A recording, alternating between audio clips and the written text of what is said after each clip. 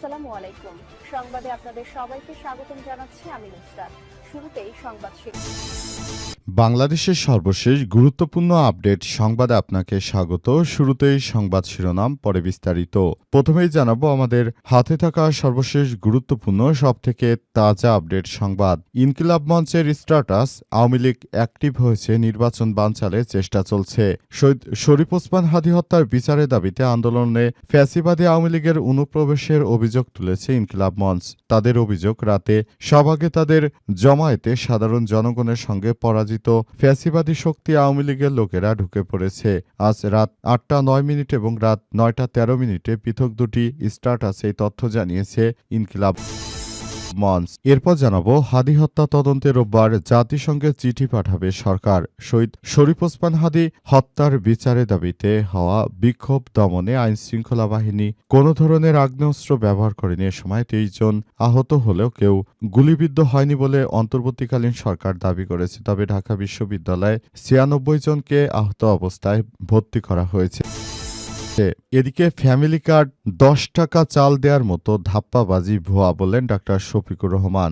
বাংলাদেশ জামাত ইসলামের আমির ডাক্তার শফিকুর রহমান বলেছেন, এবারের জাতীয় সংসদ নির্বাচন কোনো গতানুগতিক নির্বাচন নয়, এটি মা বোনের সম্মান রক্ষার নির্বাচন, শিশুদের নিরাপদ ভবিষ্যতের নির্বাচন, পাচার করা টাকা ফিরে এনে আবার নির্বাচন ও ইনসাফভিত্তিক রাষ্ট্র গঠনের নির্বাচন। আমরা কোনো ধাপ্পাবাজি চাই না।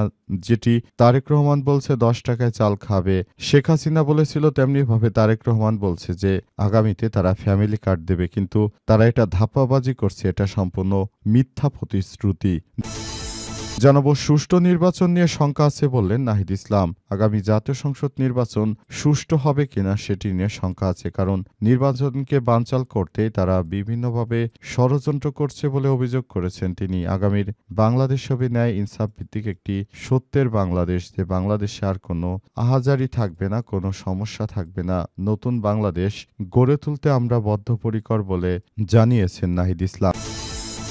এবং সর্বশেষ জানাবো, তারেক রহমানকে আলোচনার আমন্ত্রণ জামাতের আমিরের। আগামী জাতীয় সংসদ নির্বাচনে বিএনপির প্ল্যান কি এবং বিএনপি জনগণকে কি কি দিবে সেটি যুক্তিসঙ্গতভাবে উপস্থাপন করার জন্য আহ্বান জানিয়েছে জামাত ইসলামের আমির। সেজন্য জামাতের আমির বিএনপি তারেক রহমানকে একটি ডিবেটের আমন্ত্রণ জানিয়েছে, যাতে করে তিনি ফ্যামিলি কার্ড যে দিবেন সেই টাকা কোত্থেকে পাবেন, এসব বিষয়ে জামাতের আমিরের প্রশ্নের যথাযথ উত্তর দিতে পারে তারেক রহমান। কিন্তু এখন পর্যন্ত তারেক রহমান তিনি ডাক্তার শফিকুর রহমানের এই ডাকে কোনো সাড়া দেননি। এর থেকেই বোঝা যায় যে ফ্যামিলি কার্ড এগুলো সম্পূর্ণ মিথ্যাচার। প্রিয় দর্শক, এতক্ষণ শুনছিলেন সংবাদ শিরোনাম, এবারে বিস্তারিত। তবে তার আগে বন্ধুরা, অনুরোধ থাকবে এই সংবাদটিতে একটি লাইক দিন। এই চ্যানেলে আপনি নতুন হয়ে থাকলে আমাদের সংবাদটি দেখতে দেখতে চ্যানেলটি সাবস্ক্রাইব করে রাখুন। কমেন্ট করে বন্ধুরা আপনার মূল্যবান মতামত জানিয়ে দিন আপনি বিশ্বের কোন দেশ থেকে বা বাংলাদেশের কোন স্থান থেকে আমাদের সংবাদটি দেখছেন এবং শুনছেন। আর বন্ধুরা, সংবাদটি আপনার সোশ্যাল মিডিয়া ফেসবুকে শেয়ার করে বন্ধুদেরও দেখার সুযোগ করে দিন। আর বন্ধুরা, গাজা যুদ্ধে আপনি যদি নিরীহ ফিলিস্তিনিদের ভালোবেসে থাকেন, কমেন্টে ইয়েস লিখে পুরো বিশ্বকে জানিয়ে দিন। এবারে বিস্তারিত। ইনকিলাব মঞ্চের স্ট্যাটাস, আওয়ামী লীগ অ্যাক্টিভ হয়েছে, নির্বাচন বানচালের চেষ্টা চলছে। শহীদ শরীফ ওসমান হাদী হত্যাকাণ্ডের বিচারের দাবিতে আন্দোলনে ফ্যাসিবাদী আওয়ামী লীগের অনুপ্রবেশের অভিযোগ তুলেছে ইনকিলাব মঞ্চ। তাদের অভিযোগ, রাতে সভাগে তাদের জমায়েতে সাধারণ জনগণের সঙ্গে পরাজিত ফ্যাসিবাদী শক্তি আওয়ামী লীগের লোকেরা ঢুকে পড়েছে। শুক্রবার রাত 8টা 9 মিনিট এবং রাত 9টা 13 মিনিটে দেওয়া পৃথক দুটি স্ট্যাটাসে এই তথ্য জানায় ইনকিলাব মঞ্চের নেতাকর্মীরা। 9টা 13 মিনিটে ইনকিলাব মঞ্চের ফেসবুক পেজে দেয়া স্ট্যাটাসে বলা হয়েছে, আওয়ামী লীগ অ্যাক্টিভ হয়েছে, তারা সাধারণ জনতার সাথে মিশে পরিস্থিতি অন্যদিকে প্রবাহের চেষ্টা করছে। শহীদ শরীফ ওসমান হাদী হত্যাকাণ্ডের বিচার এবং নির্বাচন বানচালের চেষ্টা করছে। আপনাদের সবাইকে নিরাপদ স্থানে চলে যাওয়ার জন্য অনুরোধ করা হচ্ছে।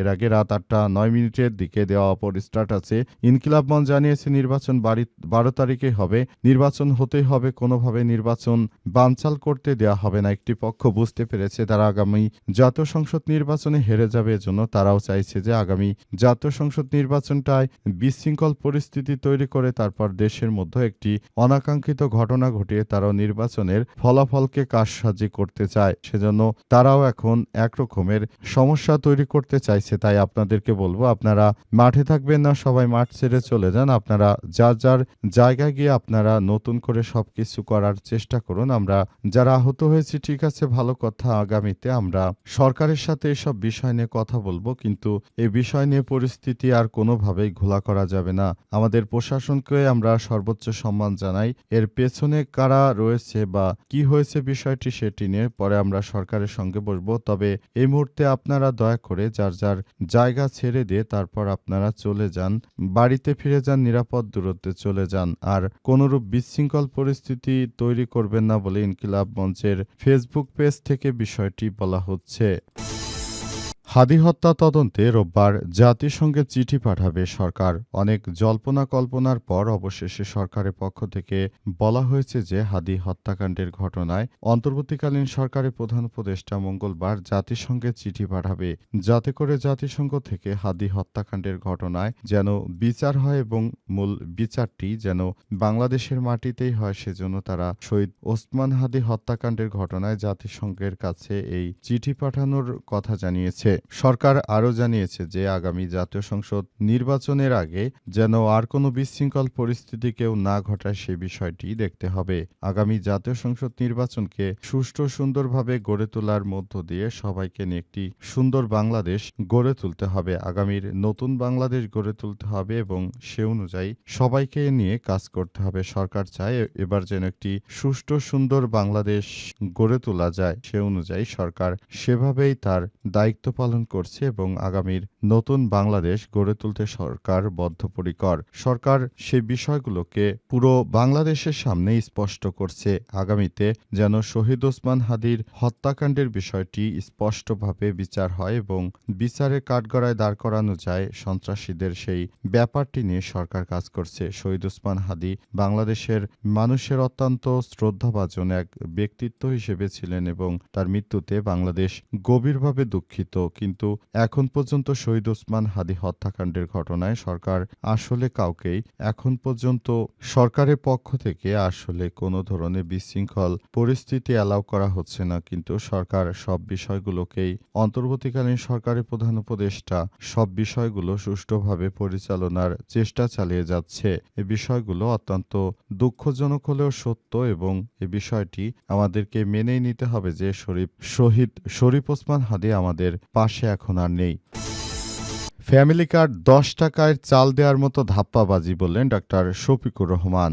বাংলাদেশ জামাত ইসলামের আমির ডাক্তার শফিকুর রহমান বলেছেন, এবারের জাতীয় সংসদ নির্বাচনে অনেকেই নানা রকমের কার্ড দেওয়ার কথা বলছে। তারা গতানুগতিক নির্বাচন মনে করেছে এটা, তবে এটা গতানুগতিক কোনো নির্বাচন না, এটি মা বোনদের সম্মান রক্ষার নির্বাচন, শিশুদের নিরাপদভাবে বেড়ে ওঠার এই নির্বাচনটা হবে ইতিহাসে সবথেকে ভালো সুষ্ঠু মানের একটি নির্বাচন বলে জানিয়েছেন ডাক্তার শফিকুর রহমান। শফিকুর রহমান আরও জানিয়েছেন যে এই নির্বাচনটা সুষ্ঠু সুন্দরভাবে করার মধ্য দিয়ে আমরা বাংলাদেশের মানুষকে আরেকটি মেসেজ দিতে চাই, সেটি হচ্ছে যারা ফ্যামিলি কার্ডের কথা বলছে, যারা আপনাদেরকে ভোট নেওয়ার জন্য বিভিন্ন প্রতিশ্রুতি দিচ্ছে, প্রকৃতপক্ষে তারা কিন্তু কখনোই আপনাদেরকে কোনো কিছুই দেবে না। এর আগে এক সরকার ছিলেন যিনি সবাইকে 10 টাকা কেজিতে চাউল খাওয়ানোর কথা বলেছিলেন, কিন্তু কখনোই তিনি সেই 10 টাকা কেজিতে চাউল খাওয়াতে পারেননি। সেটি ছিল তার নির্বাচনী প্রচারণার একটি টেকনিক। এবার ফ্যামিলি কার্ডটাও ঠিক একই রকম, এটি হচ্ছে একটি ধাপ্পাবাজি।